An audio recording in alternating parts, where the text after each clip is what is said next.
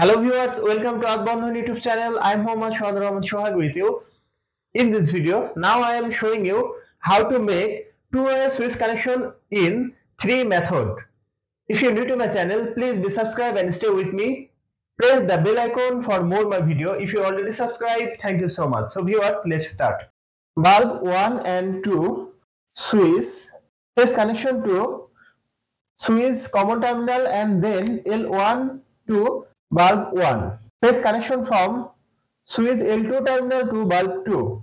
Neutral connection to bulb 1 and bulb 2 neutral point.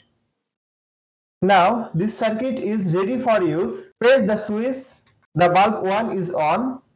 Again press the switch, the bulb 2 is on. So viewers, that's my video. If you like my video, please like and share my video to your friend. Share my video to your all social media.